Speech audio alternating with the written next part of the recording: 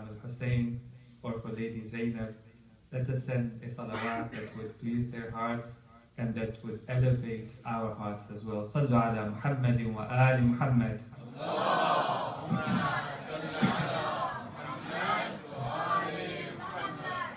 Last week, as I was walking to my Hausa class, a young man came and stopped me. And he said to me, I have a question for you. So I said, what is your question? He said, if Imam al-Hussein knew that he was going to be martyred in the plains of Karbala, and it seems that Imam al-Hussein did know that he was going to be martyred in the plains of Karbala. For example, when his own brother, Muhammad ibn al-Hanafiya, comes and speaks to him as he is leaving the city of Mecca and says to him, "O Hussein, where will you be going? Are you going to Yemen? Are you going to another land?"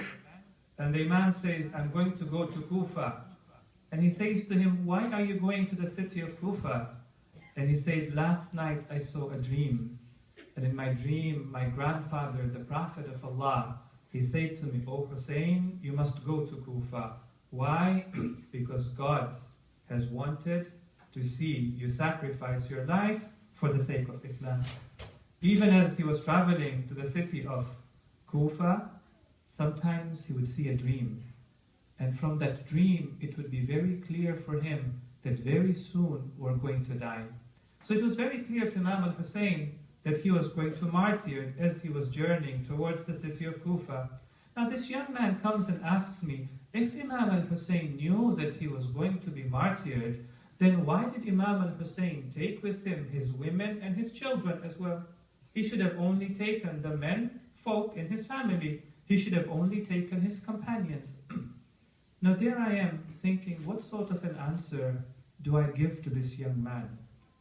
I can't talk to him about the philosophy of the knowledge of the Imams. I can't talk to him about the issue of predestination and free will. What answer do I give to this young man? So at that moment I say to him that Imam al-Hussein wanted to send a message for all of humanity. And he wanted to send a message for generations to come. If Imam al-Hussein only went with his companions and only went with the men from his family, people would have said for generations to come that Imam al-Hussein went to fight a war. He was looking to fight a battle, and he took an army with him. But when Imam al-Hussein takes the women and the children, he's giving a very clear message that I have not set out to fight. I have not set out to create corruption and warfare in the land. I have set out to revive the values of my grandfather.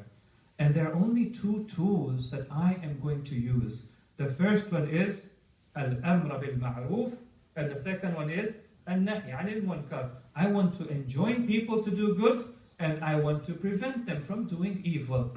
I will fight only if I'm forced to fight. Okay? And the young man seemed to be very pleased with that answer. But I thought to myself, was there another reason for why Imam al-Hussein took Lady Zaynab with him? Was there another reason for why Imam al-Hussein took the women folk in his family with him as well? And I came to realize that another reason why he took Lady Zaynab is because he wanted someone to convey the message of Karbala. He wanted someone to awaken the conscience of the Muslims. He wanted someone who would survive the tragedy of Karbala, and then in the city of Kufa, and then in the city of Sham, they would go and relay the message of Imam al-Hussein to the people who lived in that time. And therefore, my dear brothers and sisters, sometimes we are asked to be like Imam al-Hussein, to rise up for the truth. But sometimes we are asked to be like Lady Zaynab, to speak the truth, to convey the truth, to convey the message of Imam al-Hussein, and to convey the message of Islam to the people who are around us. So today our question is, how do we convey the message of Imam al-Hussein and the message of Islam to the Canadian society? Now, inshallah, I might use some examples from the life of Lady Zaynab, but more so, I'll be relying upon examples from the life of the Holy Prophet. Okay? Now, the first thing we want to do is we want to understand the society in which we're living. It's very important for us to have an understanding of Canadian society. Right? You find that whenever Allah subhanahu wa ta'ala sent a prophet to a group of people, He always picked a prophet from amongst them. For example, Allah says in the Quran, وَمَا أَرْسَلْنَا مِن رَسُولٍ إِلَّا بِلِسَانِ قَوْمِهِ لِيُبَيِّنَ لَهُمْ. We've never sent a prophet except he knew the language of the people so that he could preach the message of Islam to them. He not only understood the language of the people, he knew their culture, he knew their baggages, he knew their history, he knew their value, and he knew what were the issues within their society. Allah says to the people of Mecca, هُوَ الَّذِي بَعَثَ فِي الْأُمِّيِّينَ رَسُولًا مِنْهُمْ. He is the one who chose from the illiterate people a prophet who was from amongst them. It was very important to Allah subhanahu wa ta'ala that the prophet come from amongst the people. Even when the Prophet of Allah was choosing preachers, the prophet had muballighs. Even as he was choosing preachers, the Quran tells him that whenever the Muslims in Medina go for an expedition, there were some expeditions which the Prophet of Allah did not used to take part in. He used to send these Muslims to go out on these expeditions to defend the borders of the Muslim lands. Now, Allah subhanahu wa ta'ala is saying to the Muslims, whenever the people go out for these expeditions, not all the people of Medina should go out. Some of you should remain behind.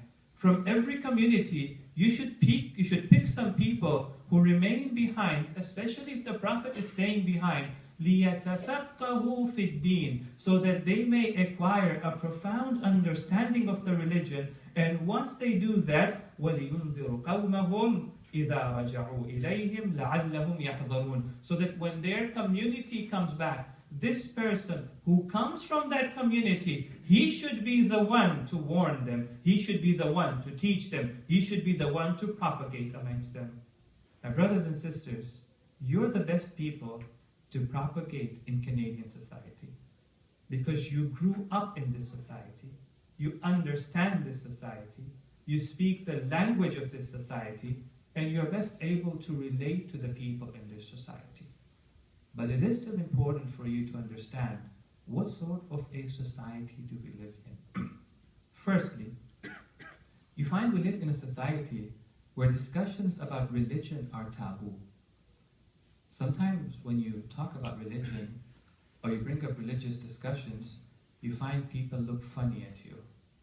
And they say to themselves, here is another religious fanatic, for example. This year for the month of Muharram, I was in LA. And after one of the sessions, we had a Q&A. And one of the sisters asked an interesting question. She said, we talk about the importance of spreading Islam. But when I go to the university and I talk about Islam, or we're talking about a particular issue, and I say that the Islam's position on this issue is this. This is what Islam has to say about this issue. They look at me and they say, but we thought you were a progressive person. It turns out you're a religious person. Okay? So we live in a society where religion and religious discussions seem to be taboo. People don't want to bring up religious discussion in offices, in schools, in other places where they gather. 1. 2, not only are religious discussions taboo, but Muslims and Islam is mistrusted within society. Now, I don't know if I've shared this with you. If I have, then it's a good reminder, okay? About 2 months ago, there was a poll that was released in Vancouver. And the poll was actually done by Angus Reid. And Angus Reid is a polling company that is in Vancouver itself. Now, before I tell you the results of this poll, let us go back to 4 years ago. In 2009, the same company did a very similar poll. And this company was looking at what are people's perceptions of Muslims. How do Canadians view their fellow Muslim citizens? In 2009, they found that 46% of Canadians mistrusted Muslims, did not have a good opinion of Muslims. Now we're fast forwarding 4 years later. And you expect that, inshallah, after 4 years, the numbers would be better, right? Let's come 4 years later, they found that the numbers in Quebec were the same. In 2009, about 68% of Quebecers did not have a good opinion of Muslims. In 2013, it was 69%. As for the rest of Canada, in 2009, what were the numbers? 46%. In 2013, the number jumped to 54%. An 8 percentage point increase. That's not positive. Let's come to BC. In BC, they asked people, what is your perception of various religions? They found that 66% of people has a positive opinion of Christianity. 28% of people had a positive approval rating for Sikhism. And what about Muslims? What percentage? Any guesses? 17%. 17% of people in British Columbia had a positive view of Muslims. Now, what does this positive view of Muslims mean? I'm not exactly sure, but it doesn't mean very good for us. You could blame the media, and you can say the media is biased against us. And to some extent, yes, the media is responsible for it, but you can't always be blaming the media. You also have to look at ourselves. Have we fulfilled our responsibility in reaching out to our fellow Canadians? So we've got our work cut out for us. Not only do people not have a positive view of religion, people really don't have a positive view of Muslims and of Islam. At the same time, though, what you're finding is, even though we've got challenges in front of us, people are thirsty for spirituality. People are thirsty for God. People are thirsty for communities which are based on values. Why? Because these things we believe are fitri. They are there within the human nature. Back in, I think it was December of 2012, the National Post, they had commissioned a poll. This poll, when it was released, this is how they contextualize it. They say that 4 decades ago, when you gave out a census and you asked people which religion they belong to, only 1% of them say that they do not belong to a religion. 4 decades later, in 2001, and that is the latest result that we have, when you pass out the census and you ask the people, what religion do you belong to? 16% of say that we don't belong to any religion. It's 2013, and I assure you that that number has probably doubled to 30%. Now, within the context of such a society, they asked people about their religiousness and they asked people about their spirituality. They found that only 50% of people considered themselves to be religious. Now, you can have a person who belongs to a religion but does not consider himself to be religious. Only 50% of Canadians considered themselves to be religious. What they found interesting, though, is but 2/3 of Canadians, 66% of them, considered themselves to be spiritual. And even though people are moving away from organized religion, they are not moving away as much from spirituality. Why? Because there is a thirst for spirituality. So even though we've got challenges in front of us, but we also have a demand for spirituality. We have a demand for values. We have a demand for family values. Today we find in modern societies, families are breaking down. The whole concept of family is breaking down. Today we find in modern societies, communities are being ripped apart. Show me one city in a modern society which actually has a community, where neighbors know each other, where neighbors talk to each other, where neighbors know what is happening in each other's life, where neighbors see each other often, where neighbors walk with each other. We don't have that sense of community in modern societies and in modern cities, but people want that. So even though we've got challenges in front of us, there's also a demand in front of us. So how are we going to spread the message of Imam al-Hussein and the message of Islam within such a society? That's the question for today. If we recite salawat ala Muhammad wa ali Muhammad.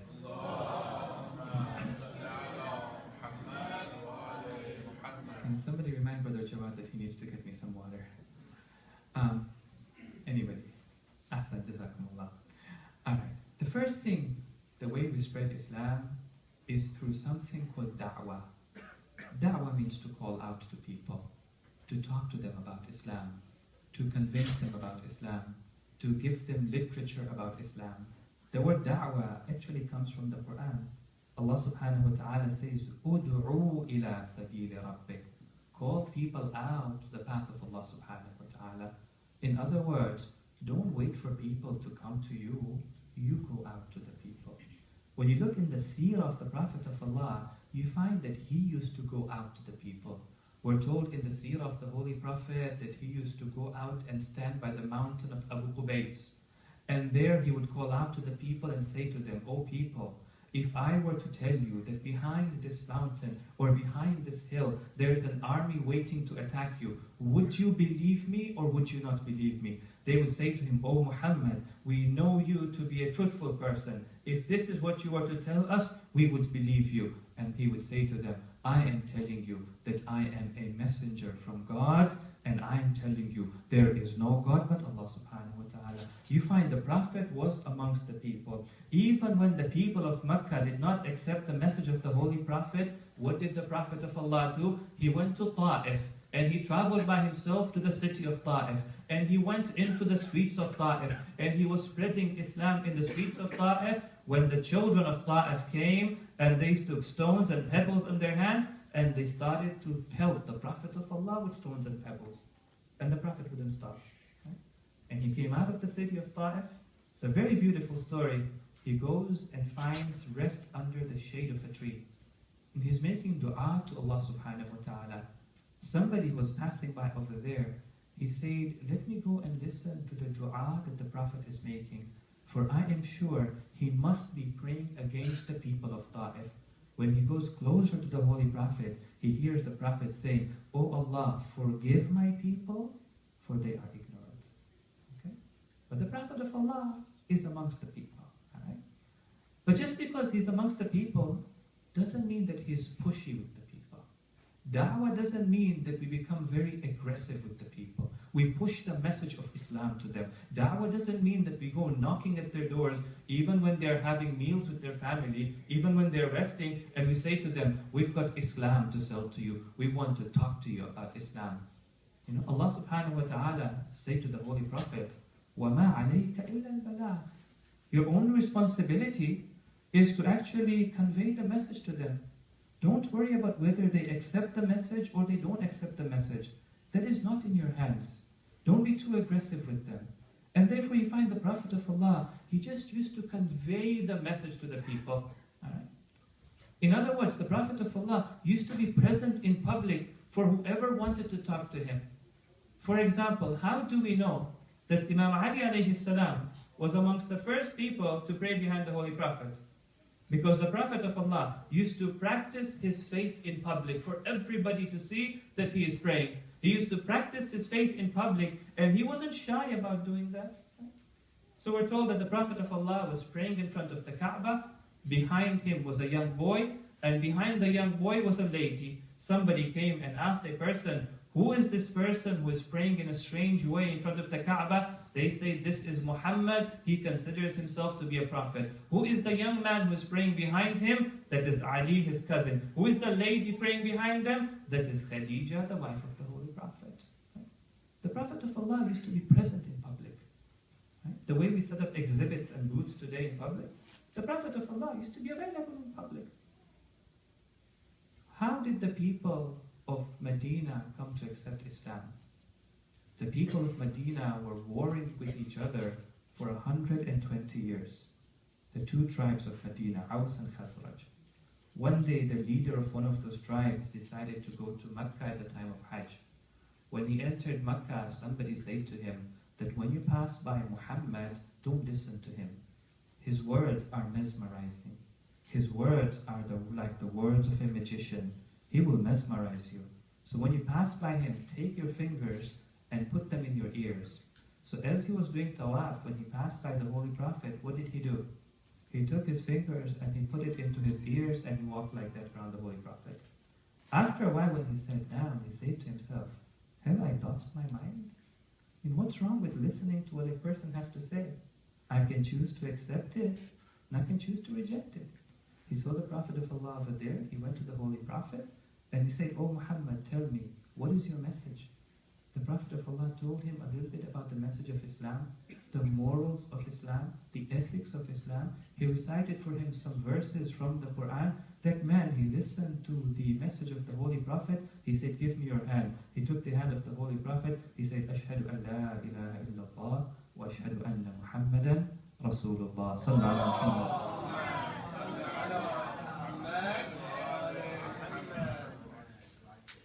All we have to do as Muslims is really, we just need to open up.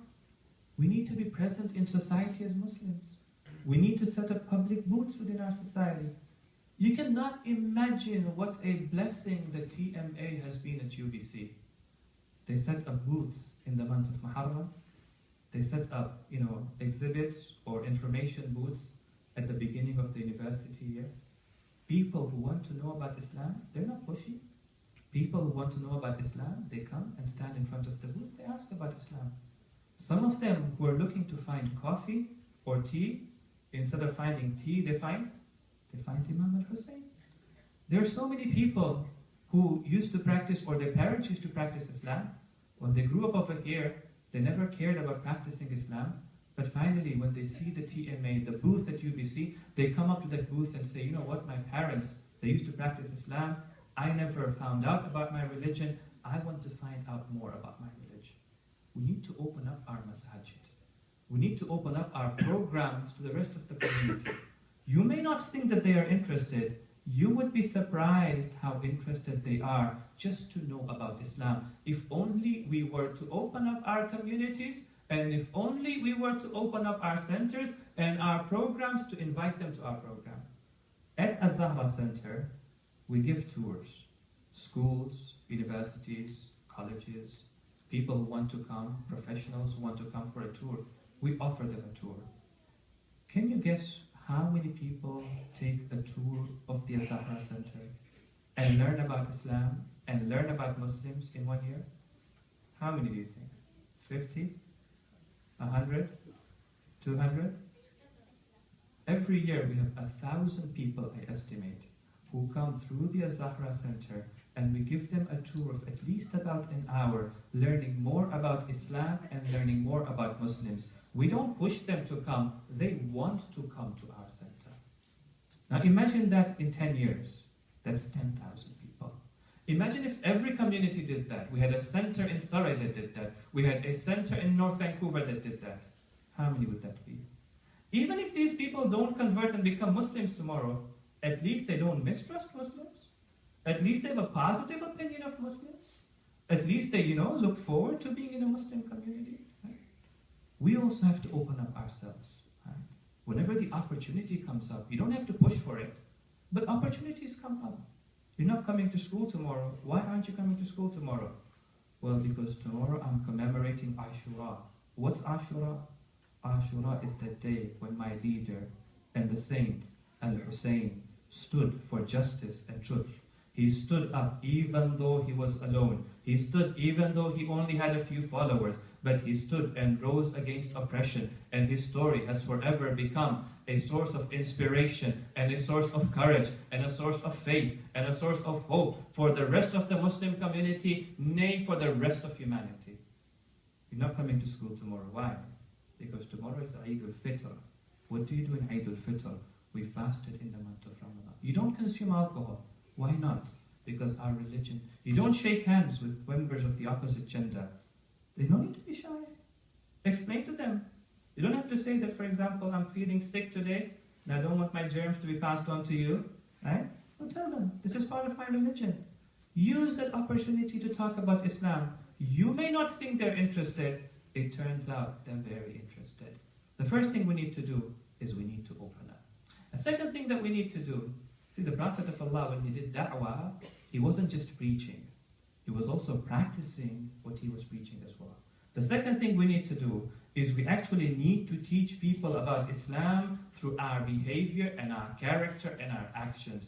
In one famous hadith, the Imam says to some of his followers, كُونُوا لَنَا زَيْنًا وَلَا تَكُونُوا عَلَيْنَا شَيْنًا. Be a source of adoration for us. Be a source of beauty for us. Do not be a source of disgrace for us.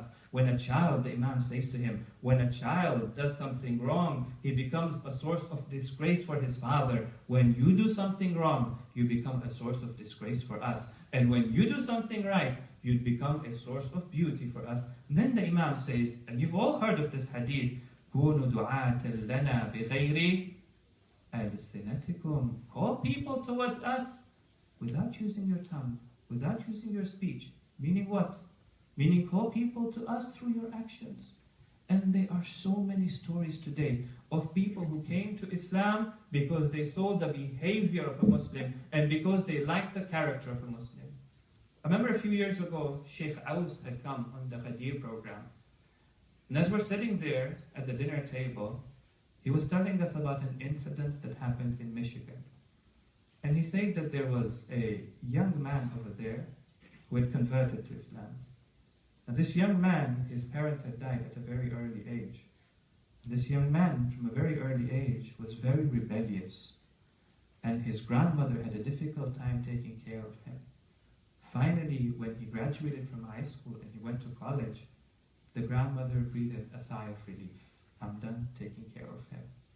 After a while, she found this guy is now calling her. He's asking her, how are you doing? How was your week? What happened to you today? After a while, he starts visiting her. After a while, he starts helping her. She says to him, what has happened to you? You've changed completely. He said, yes, grandmother, I have become a Muslim. Why did you become a Muslim? I became a Muslim because when I went to college, in my dorm, in my room, there was another Muslim. And I liked his character. And I liked his behavior. And I liked what he was teaching to me. And I wanted to be like him. I asked him, what faith do you follow? He said, I follow Islam. I told him, I want to become a Muslim. The grandmother says, well, if you have become a Muslim, I too want to become a Muslim. She was 80 years of age at that time, and she passed away at the age of 81. Sallu ala Muhammad wa ala Muhammad.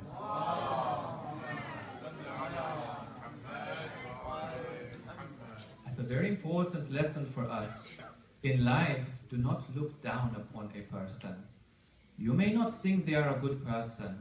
It turns out perhaps towards the end of their life, they find salvation and they find Allah subhanahu wa ta'ala and they go into paradise. And myself being proud of who I am and thinking of myself as a good person, towards the end of life, I get misguided and I find hellfire. But why did the grandmother become a Muslim? Because of the actions of her grandson. Why did the grandson become a Muslim? Because of the behavior of another Muslim. Now, some people say that, if you look at all the people who become Muslims, very few of them have become Muslims out of rational argument, because they had a debate with another Muslim. A lot of them have actually become Muslims because a Muslim has touched their lives, because of an emotional appeal that a Muslim had with them. I disagree with that. I think it's very rational to see how a Muslim behaves. Whenever a new product comes out, right, a new gadget comes out, a new software comes out, what's the first thing that you do? When you see the ad for the product, what's the first thing that you do? Do you go right away and buy that? You don't. You go online, you Google that product, and what do you read? You read the user reviews, right? I mean, if the ad is as great as it says it is, what's the influence and impact that this product has had in people's lives, right? You who are selling Islam to me, you who want me to become a Muslim, tell me one thing. What impact has it had in your life? Has it made your values better? Has it made you a family person? Has it improved your character? Are you more truthful now? Are you more honest now? People are looking for functionality, right? They want to see what impact it has had. What impact has Islam had upon a Muslim community? Are they more tolerant? Are they more united? Are they more professional? Are they more welcoming towards others? Right? Are they having a greater focus towards knowledge? Right? If not, then why would I want to become a Muslim? And why would I want my family to become a Muslim? And why would I want my community to become a Muslim? Recently, I was talking to a young man who decided to become a Christian. Okay? Someone from the community who decided to become a Christian. So I sat down with him and I asked him, tell me, what made you make this decision? He said, I looked at Christianity and the impact it had on the followers of Christianity, the people who were around them. And I found that it made them more generous. It made them more caring. It made them more sharing. It made them willing to sacrifice the things that it had. And I didn't see that in other religions. Because it had such an impact on society, I decided to join Christianity as well. People are wanting to look at the results. Right? Now, of course, we would disagree with him. We would say when Islam came to Arabia, it took a people who had absolutely no morals and gave them morality. When Islam came to Arabia, it took people who had no law and order, and it gave them law and order. It took a people who had no respect for knowledge, no respect for intellection. They had no schools, they had no hospitals, they had no universities, and Islam gave them a thirst for knowledge. Islam gave them a desire for knowledge. Islam changed Arabia like no other prophet has been able to change his community. Right? But people are looking for results. And if you're wanting to sell Islam, they want to see what sort of a result has it had in your life. The third piece of advice that I want to share this evening is that we need to engage in the dialogue in our society. I've said this before a number of times, and I promise you, I'll keep talking about it until I drive this message home. Right? We need to move away from a culture of debate, and we need to move towards a culture of dialogue. In traditional society, we had a culture of debate. Right? What's a culture of debate? Debate in the Arabic language is known as mujadala, is known as jidal. People used to love to debate about their faith. Even during the time of our imams, people would come up to him and say, we want to debate with you. Right? We want to debate with you about philosophy. We want to debate with you about theology. We want to debate with you about fiqh. We want to debate with you about other aspects of your faith. What's a debate? A debate is when you go into a forum and instead of presenting your own views, you try to prove the other person wrong. Your focus is on proving the other person wrong, all right? You're not there to learn, you're there to teach somebody else. You know that the society in which we live, and the way I've described it for you, the culture of debate is not going to work in this society. Right? You know that. People have a very negative experience of religious conflict. People have a very negative experience of religious debates. It is now time to move away from a culture of debate to a culture of dialogue. What's dialogue? And how is dialogue different from debate? In a debate, your sole purpose is to prove the other person wrong. For example, early within Muslim history, there was a debate between the Mu'tazila and the Asha'ira. What was their debate? They asked a question, is there compulsion or is there free will? The actions that you do, is God forcing you to do those actions, or do you have a free will to do what you want to do? The Asha'ira said no. There is compulsion and there is no free will. So the Mu'tazila criticized them. They say to them, how can you say that? If you say that, then you don't believe in the justice of Allah subhanahu wa ta'ala. Why would God force a person to do something and then after he commits a sin, punish him for it? Doesn't make sense. So the Ash'ari turned to the Mu'tazila and said, what is your opinion? They said, our opinion is that in the rest of creation, everything is under compulsion. But when it comes to a human being has free will. God cannot force him to do what he wants to do. The Ash'ari said immediately, then you have a problem with the tawheed of Allah subhanahu wa ta'ala. You're saying that there is a realm within creation, within existence, where God doesn't have control. This is problematic. But what were they doing? This group was criticizing the other person's view, but they weren't presenting their own view. And this group was criticizing their view, but they weren't presenting their own view. So they were good at knowing the weakness of their opponents, but they weren't good at knowing their own positions. Right? That's what happens when you go into a debate. But when you go into a dialogue, it's not about proving the other person wrong. In a dialogue, you're just there to express your perspective. You're there to express your opinion. And you're not only there to teach somebody, but you're also there to learn from somebody. Whenever I have dialogue with members of other faiths, especially pastors or priests from the Christian community, I present my view, they present their views. At the end of the session, I realized I have learned something and I appreciate my faith more, and he realizes he's learned something and he appreciates his faith even more. For me, it allows me to put my faith into the context of other faiths. For him, it allows him to put his beliefs in the context of other beliefs. Now recently, for example, we talked about the TMAs, now we should also talk about the SMS as well.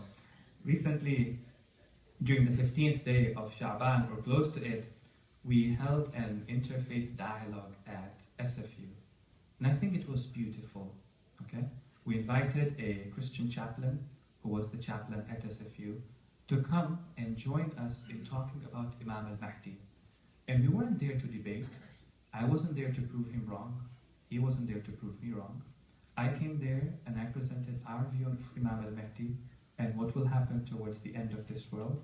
And he came and presented their view about Prophet Isa or Jesus and what will happen according to them when Prophet Jesus comes into this world, for example. At the end of the day, when we walked away, we had a greater appreciation of our own faith. Now this dialogue is very important. I want to make one more point, and this is the most important point that I'm trying to make today. The dialogue doesn't always have to be about religious issues. It doesn't always have to be about Imam al-Mahdi, or Allah subhanahu wa ta'ala, or Nubuwah, or prophethood, or life after death, or any particular religious issue. The dialogue can also be about issues that the society is facing. Let us share our perspective on the issues which are being faced by society. Let me give you an example. I shared this example at SFU. If you go to a website online, it's called DIMMID, DIMMID.org. In that website, it's run by Jesuit priests. These Jesuit priests, 9 of them, traveled to Iran, and they went to Qum. And in Qum, they went to meet the teachers of the Hawza, the scholars in the Hawza, the administrators of the Hawza, and the students of the Hawza. And they went there for an interfaith dialogue. There's a very beautiful narration there. When they went in the musalla, the place of prayer, it wasn't a masjid, it was a musalla. When they went there, they say that first we saw the Muslims, they prayed their prayers. After they were done offering their Dhuhr and Asr prayers, they made space for us, and they allowed us to offer our prayers and to recite our supplications. After that, they had a conference, a seminar. They wanted to have a dialogue. What was the topic of the dialogue? The topic of the dialogue, you might think it was about Prophet Isa. It wasn't. The topic of the dialogue, you might have thought it was about prayer. It wasn't. The topic of the dialogue was friendship. Friendship from a Christian perspective, friendship from a Muslim perspective. Right? Any issue that is an issue in society is also a religious issue as well. Look at the Prophet of Allah. Yes, the Prophet of Allah talked about God. The Prophet of Allah talked about the hereafter. But the Prophet of Allah also looked at what are the problems in my society. Slavery was an issue in the society. It became a religious issue as well. Misogyny was an issue in society. Women were discriminated against. Women were not treated properly. It became a part of the religion as well. People were discriminated against based on their race, based on their color, based on their class. Suddenly that issue became an issue of the religion as well. Resources were lacking. People were cutting down trees. People were killing animals. And suddenly you look at the ahadith and the issue of environmentalism becomes a religious issue as well. Religion has to be relevant to people's lives. Right? What is relevance? Relevance is when it fulfills a need that the people have. Sometimes we present religion completely out of focus. It has no relevance to people's lives. We talk about things that don't help them to lead their lives, that don't motivate them in their lives. People are looking for real solutions. Let's give them those real solutions from the religion. And when we do that, we're making it a religious issue as well. Right? Therefore, when we talk about dialogue, we're not just talking about dialogue over religious issues. We're talking about dialogue over issues that people are facing in society. Let's talk about them. Let's propose our solutions to them. Let's listen to other solutions as well. And I assure you that when people hear the solutions that Islam has to present about contemporary issues and contemporary problems, you will not have to convince them to become a Muslim. They will want to become a Muslim. Sallu ala Muhammad wa ala Muhammad. Allahumma salli ala Muhammad wa ala Muhammad. Since it is also the month of Muharram, and we just commemorated the day of Ashura, today once again we want to remember the tragedy of Karbala and the fallen martyrs of Karbala. This evening I want to remember Lady Zaynab. This was the lady who carried the torch of Islam after the death of Imam al-Hussein. This was the lady who actually preached and did da'wah. She would speak. This lady, the one who did not like to come out in public, but when she was forced to do that, she came out. And there, she wasn't shy. She spoke in the public market in Kufa. She spoke to the face of Ibn Ziyad. She spoke to the face of Yazid. She awoke the conscience of the masses. This was the lady who practiced what she preached. She did not ask anyone to sacrifice before she had sacrificed herself. She did not ask anyone to give their children before she had given her children. She practiced, she sacrificed for Imam al-Hussein before asking anybody else to sacrifice for Imam al-Hussein. Then she spoke what was relevant to the society. Let us remember her tonight, and let us take our hearts to Karbala. Imagine yourself sitting Bayn al-Haramain, between the Haram of Abbas and Hussein. And imagine yourself calling out to Aba Abdillah. Let us recite this together. Ya Aba Abdillah, Ya Hussein ibn Ali, أيها الشهيد يا ابن رسول الله، يا حجة الله على خلقه، يا سيدنا ومولانا، إنا توجهنا واستشفعنا وتوسلنا بك إلى الله، وقدمناك بين يدي حاجاتنا، يا وجيها عند الله، اشفع لنا عند الله together، يا وجيها عند الله، اشفع لنا. Take your voices to Karbala. Ya wajihan inda Allah, ishfa'. Lady Zaynab alayha salam had a lot of love for her brother. Every step from Medina to Mecca, every station from Mecca to Karbala, she was always with Imam al-Hussein. When she would hear Imam al-Hussein,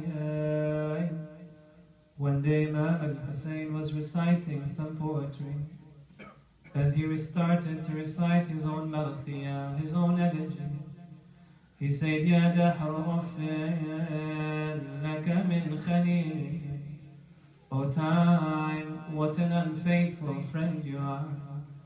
When Lady Zaynab heard this, she started to weep and cry. She said, Al-Hussein is reciting his own Marthiyah. Al-Hussein is informing us of his own death. When Imam heard this, he said to her, O Zaynab, be patient. On the night before the day of Ashura, Lady Zaynab alayhi salam, along with her children, Aun and Muhammad, she came in the presence of Imam al-Hussein, and they say to Imam al-Hussein, tomorrow when you stand in front of the army, allow us to defend you and to protect you. Lady Zaynab had taught them, my dear sons, tomorrow when the son of Zahra falls to the plains of Karbala, we do not want you to be standing on the plains of Karbala. You must have sacrificed your life to protect your uncle before he falls to the plains of Karbala. Even on the day of Ashura, she expressed her loyalty to Imam al-Hussein. She made sure Aoun and Muhammad gave their lives on the plains of Karbala. She loved the family of Imam al-Hussein. She loved the children of Imam al-Hussein. The narrator says, when Aoun and Muhammad had passed away, Lady Zaynab was not seen crying for them. But when the body of Ali al-Akbar was brought back to the tents of Imam al-Hussein, the narrator says, Zaynab, the daughter of Ali, came running out of her tent. She threw herself over the body of Ali al-Akbar and she started to call out to him. She said to him, Wa Habiba, Ya ibn Akha, O my beloved, O my nephew, who has done this to you? Even on the afternoon of Ashura, she was concerned about Imam al-Hussein. When she could not see the Imam, she could not hear the voice of the Imam, she climbed up the hills of Zaynabiyya. And what did she see from the hills of Zaynabiyya? She saw the people attacking Imam al-Hussein. They were throwing spears at the Imam. They were throwing arrows at the Imam. They were throwing stones at the Imam. She turned to Umar ibn Sa'ad and she said to him, are you going to keep watching as they killed the grandson of Rasulullah? He did not answer her. She turned to the rest of the army and she said to them, Ama fikum Muslim? Is there no Muslim amongst you? On the evening after the day of Ashura, Lady Zaynab was the one who collected the children. Lady Zaynab was the one who took care of the children. Lady Zaynab was the one who consoled the mothers. Lady Zaynab was the one who consoled the sisters. Lady Zaynab was the one who put her body between Shimr and Imam al-Sajjad. When he came to kill Imam al-Sajjad, she said to him, if you want to kill him, you will first have to kill me as well. But the next day, after the day of Ashura, when they were leaving the plains of Karbala, they went to the enemies and they say to them, we have only one request of you. As we're leaving the plains of Karbala, do not make us pass by the bodies of the Shuhada. Do not allow the children to see the bodies of their father. Do not allow the sisters to see the body of their brothers.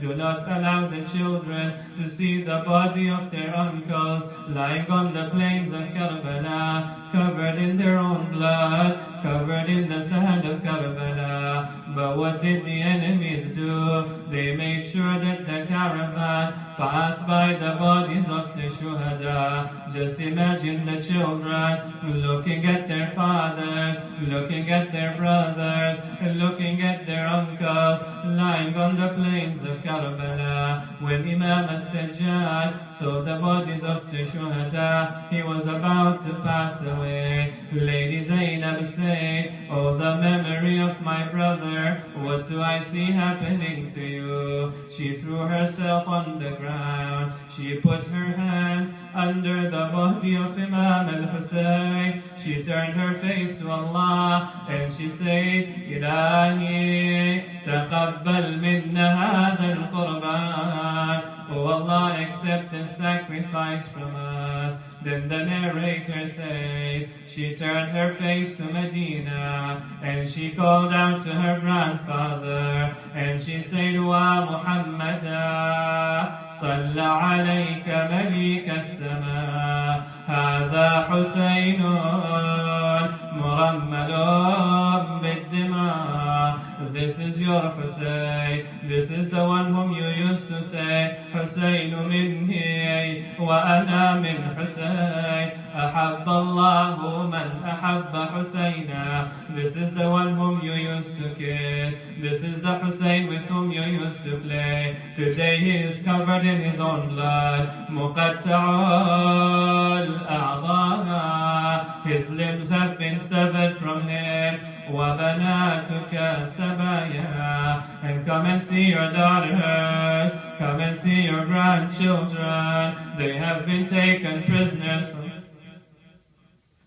وسيعلم الذين ظلموا آل محمد أي منقلب ينقلبون إنا لله وإنا إليه راجعون. O Allah, we pray to you for the sake of our grief and the sake of our tears for Imam al-Hussein. اللهم ارزقنا زيارة الحسين. Say loudly, Ameen. اللهم ارزقنا زيارة الحسين. اللهم ارزقنا شفاعة الحسين. O Allah, all those who are sick and suffering in our community, we ask you to grant them a complete and a quick recovery for the sake of Imam al-Hussein. O Allah, we ask you for all our brothers and sisters who are suffering around the world. We ask you to alleviate their suffering, to bring back peace and security in their lands for the sake of Imam al-Hussein. Allahumma ajjil li waliyika al-faraj. O Allah, hasten the reappearance of the 12th Imam. Make us amongst that community that paves the way for the return of the Imam, and keep us away from all those actions and all those stances and all the behaviors that displease the heart of the Imam. Sallu ala Muhammad wa ali Muhammad.